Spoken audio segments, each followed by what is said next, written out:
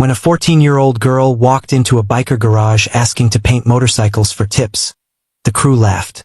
Then she pulled out a napkin with a sketch that made the oldest member go pale. It was an emblem no one had seen in 9 years, one that belonged to a brother they thought they'd lost forever. But she wasn't just looking for work. She was running for her life. The Iron Jaws garage sat on the edge of town where the asphalt gave way to gravel and the streetlights stopped pretending to work. It wasn't the kind of place you stumbled into by accident. The building itself looked like it had survived a war. Corrugated metal walls patched with mismatched sheets. Windows so crispy with oil and dust you couldn't see inside even if you wanted to. A hand-painted sign hung crooked above the entrance. Iron Jaws MC members only. Inside, the air was thick with the smell of motor oil, cigarette smoke, and coffee that had been sitting on the burner since morning. 3 bikes were up on lifts, their engines half disassembled and spread across workbenches like mechanical autopsies. The crew was deep into their usual rhythm. Wrenches clanging, classic rock bleeding from a paint-splattered radio, and the occasional burst of laughter when someone told a bad joke or dropped a bolt into an impossible crevice. That's when the door opened. She couldn't have been more than 14. Small frame, worn sneakers, a backpack that looked like it had seen better years. Her hair was pulled into a messy ponytail, and her jacket was 2 sizes too big. Sleeves rolled up to keep her hands free. She stood in the doorway like she was weighing whether to step forward or bolt. Jimmy was the first to notice. He was elbow deep in a paint job, custom flames licking up the side of a fuel tank. He glanced up, brush still in hand, and gave her a look that wasn't exactly welcoming. "Lost kid." She shook her head, took a step inside. The noise in the garage didn't stop, but it shifted. Conversations got quieter. A few heads turned. Terry, leaning against a toolbox with a beer in hand, raised an eyebrow. Gregory, the oldest guy in the room and the only founding member still breathing, sat in the corner near the space heater, flipping through invoices. He looked up slowly, sizing her up the way you'd size up a stray dog that wandered into your yard. "We don't do tours," Terry said, not unkindly, just matter of fact. The girl didn't flinch. She walked up to the nearest workbench, set her backpack down, and looked around the room like she was cataloging faces. "I can paint," she said. Her voice was quiet but steady. "Bikes, helmets, whatever you need. I'll do it for tips." A beat of silence. Then someone laughed. Not cruel, just surprised. A teenage girl offering to paint custom bikes in a garage full of men who'd been riding longer than she'd been alive? It was absurd. Jimmy smirked. "Yeah? You got a portfolio, Picasso?" She didn't answer right away.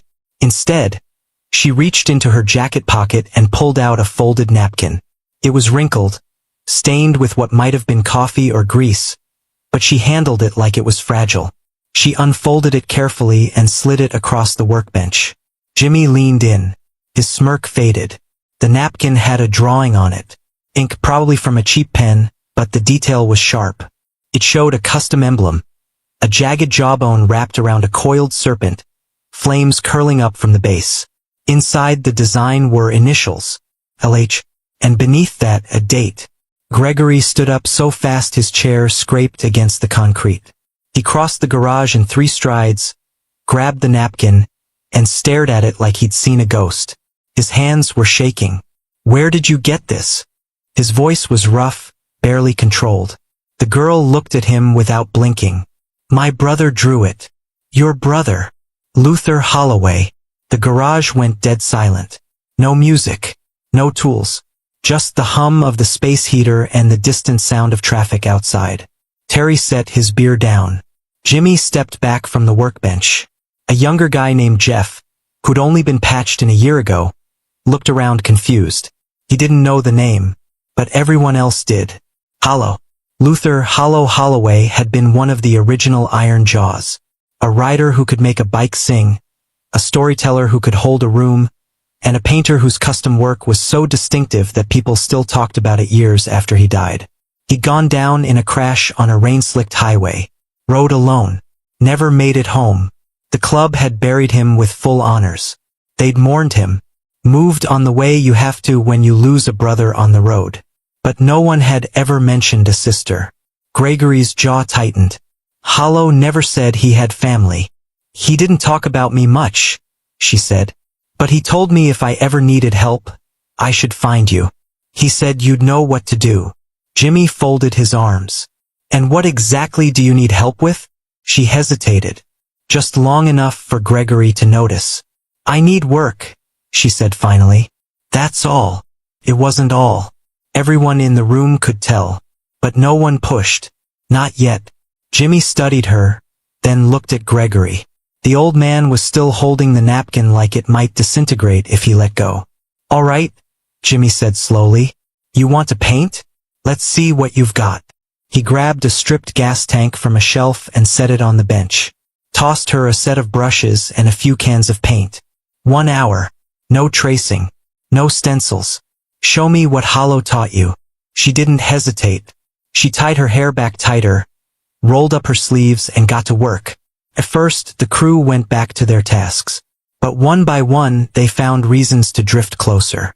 To glance over. To watch. Her hands moved fast but precise. She didn't sketch first. Just started painting, building layers, letting the design emerge from instinct. The lines were clean. The shading was aggressive but controlled. And the style, it was unmistakable. It was Hollow's hand. But younger. Sharper. Alive. When she set the brush down, half the garage had gone quiet. They stared at the tank like it was breathing. Gregory stepped forward. He ran his fingers along the edge of the design, careful not to smudge the paint.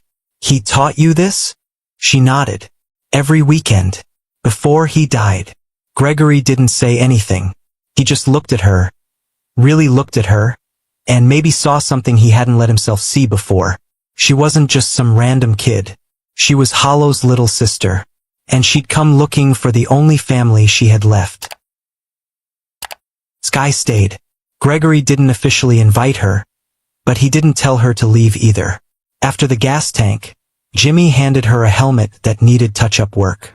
Then a fender. Then another tank. She worked quietly in the corner near the paint bay, methodical and focused, while the crew went about their business around her. She slept in the back office that night. Someone left a blanket and food. She didn't ask permission. Just curled up and disappeared into sleep like someone who'd learned to rest wherever safety presented itself. The next morning, Terry found her already awake, sketching in a battered notebook. He leaned against the doorframe, coffee in hand. You got people looking for you? She kept drawing. Probably. That gonna be a problem for us? She finally looked up. I don't know yet. Terry took a sip of his coffee. Kid, we can't harbor a runaway. You get that, right? I'm not asking you to hide me, she said. I'm just asking for work. Work requires a name, an age, documentation. Sky Holloway, 14. And I don't have documentation anymore. Terry sighed. He had 3 kids at home. He knew what it looked like when a teenager was running from something real. He also knew what it meant to get tangled up in someone else's legal mess. Where'd you come from? She closed the notebook. A group home. 2 counties over. And they just let you walk out? They didn't let me do anything. Over the next few days, the story came out in pieces. Sky didn't volunteer much, but the crew was patient. They'd seen plenty of people carrying weight they didn't want to talk about. Lucy, who handled the club's books and paperwork, was the one who finally got her to open up. Lucy had a way of asking questions that didn't feel like interrogations. She brought Sky food one evening, sat down, and talked about nothing in particular until Sky started filling the silence. She'd been in foster care since Luther died, bouncing through homes that ranged from tolerable to unbearable. But the group home was worse in ways that didn't leave bruises. Rules without logic. Punishments that felt personal. She'd mentioned her brother once during intake, and the staff told her to stop living in the past. When she asked if she could keep his dog tags, they said personal items were a privilege, not a right. A supervisor found her sketchbook. She'd been drawing Luther's bikes from memory. Every detail she could remember. The exhaust pipes he'd customized. The flame patterns he'd taught her to layer. the emblem he'd worn on his cut. The supervisor flipped through it, then tossed it in the trash without a word. Sky waited until lights out, fished it from the dumpster, and left that same night.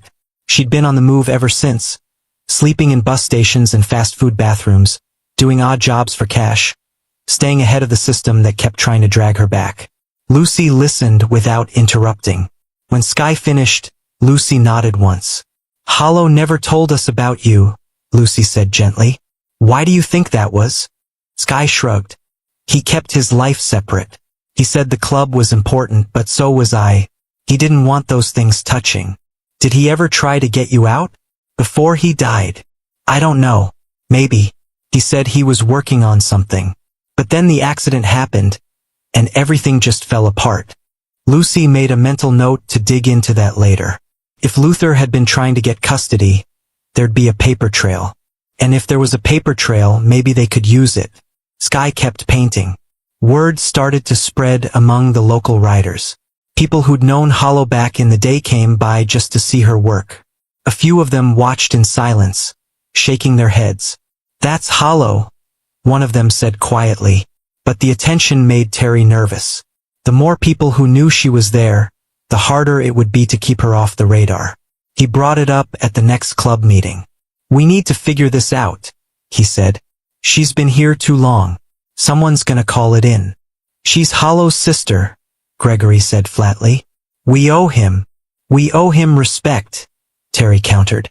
"But sheltering a runaway minor? That's a legal nightmare. We've worked too hard to stay clean." The room divided. Jimmy stayed quiet, which wasn't like him. Lucy left the argument and went to the back office, digging through old club records. She found Luther's file. Sparse. No mention of family. She found something else. A document request from years back. A petition filed with the county family court. Luther had tried to get custody of Sky. Lucy read the attached report twice. The petition had been denied. The reason cited was Luther's association with the Iron Jaws Motorcycle Club. The evaluator deemed him unfit. Wrong lifestyle. Wrong associates. An incident report was sealed. Lucy couldn't access details, but the summary mentioned violence at Sky's group home. Allegations buried. Lucy sat back, staring at the screen. Luther had tried to save her. The system stopped him. She printed the documents and brought them to Gregory that night. He read them in silence. When he finished, he set the papers down. "He tried," Gregory said quietly, "and they stopped him. Which means this isn't just about a runaway. The system failed her before Luther even died." Gregory looked toward the paint bay where Sky was working late, headphones in. "So what do we do?" Lucy didn't have an answer, but they weren't sending Sky back. The garage felt different as the days passed. Terry avoided Gregory during meetings. Jimmy focused on paint jobs and stayed quiet. The younger members stayed out of it. Jeff was the one who accidentally made things worse. He'd been helping Lucy pull old records when he found a thread of emails that didn't belong. A message thread from years back, dated near Luther's custody petition. Someone had been digging into the Iron Jaws. Background checks. Association patterns. The inquiry had come from a law firm, but the firm was representing a private client. The name was redacted in most places, but Jeff found one email where it slipped through. Michael Ventry. Jeff didn't recognize the name. He brought it to Lucy. Lucy's expression changed. "Ventry," she said quietly. "He ran with the Steel Chains. Rival club from back in the day. What happened to him?" "His brother died in a crash," Lucy said. "Same night Hollow went down." Jeff leaned back. "You think it was connected?" Official report called them separate crashes. Different highways. The Chains thought Hollow caused it. Ran his brother off the road, then crashed fleeing. "Did he?" Lucy shook her head. "Hollow was a lot of things, but he wasn't a killer. Gregory was with him that night. Said they were riding alone, heading back from a run. Hollow hit a patch of oil and went down hard. The Chains guy crashed an hour later, miles away. Pure coincidence. But Ventry didn't buy it. Jeff pulled up more recent records. Ventry had hired a private investigator who specialized in tracking runaways. The investigator had been active in the area for weeks, asking questions at bus stations and shelters. Lucy's stomach dropped. He's been following her. She brought everything to Gregory that night. The club gathered in the back room, door closed, voices low. When Lucy laid out what Jeff had found, the room went quiet. Terry was the first to speak. So this isn't just about child services. Someone's actively hunting her. Looks that way, Lucy said. Gregory rubbed his jaw, thinking. Ventry wants revenge. He couldn't get it from Hollow, so he's going after his sister. What's his play? Jimmy asked. He can't just snatch a kid. He doesn't have to, Lucy said. He just has to make sure she ends up back in the system. Maybe in a place that's worse than where she came from. Maybe in a place where he's got connections. Terry swore under his breath. He glanced toward the paint bay, where Sky was working late again. She'd started a mural on the far wall. A massive piece that showed the club riding together through flames. Every member, past and present, rendered in her precise, relentless style. At the center was Luther, leaning into a turn, his bike roaring, his expression fierce and alive. Right behind him, barely sketched in, was a smaller figure. A girl on a bike made of light pencil lines. Unfinished. Still becoming. She doesn't know, Terry said. And we're not telling her, Gregory said firmly. She's been through enough. We handle this ourselves. How? Jimmy asked. Gregory stood, his chair scraping against the floor. We make sure she's protected. Legally. We get ahead of this before Ventry does. Terry crossed his arms. And if we can't? If the state comes knocking and we've got nothing to show them but good intentions, then we fight, Gregory said. Same as Hollow would have done. The room stayed silent. Terry wanted to argue. He had kids. He knew what it meant to stick your neck out for someone else's child. But he also knew what it meant to walk away when someone needed you. He looked at the mural again. At Luther's face. At the girl behind him still taking shape. All right, Terry said finally. But we do this smart. We get a lawyer. We build a case. We don't just throw ourselves in front of the train and hope it stops. Gregory nodded. Lucy, can you pull together everything we've got? The custody petition. The incident reports. Anything that shows the system failed her. Already on it, Lucy said. Jeff, keep digging on Ventry. I want to know where he is, who he's working with, and what his next move is. Jeff nodded. And Jimmy, Gregory said, turning to the painter. Keep her busy. Keep her safe. Don't let her know we're worried. Jimmy glanced toward the mural. She's got a good eye. That piece is gonna be something when it's done. Yeah, Gregory said quietly. It will. Over the next few days, Sky kept painting. She worked in bursts, sometimes staying up past midnight, headphones in, lost in the rhythm of brushstrokes and color. The crew gave her space but stayed close. Someone always made sure there was food. Someone always checked that the heater was running. She didn't ask why they were being so careful. Maybe she sensed it. Maybe she was just used to people keeping secrets. One evening, Gregory found her standing in front of the mural, staring at Luther's face. You miss him, Gregory said. It wasn't a question. Sky nodded. Every day. He was a good man. Loyal. Reckless sometimes, but loyal. He told me the club was his family, Sky said. He said you'd take care of each other when things got bad.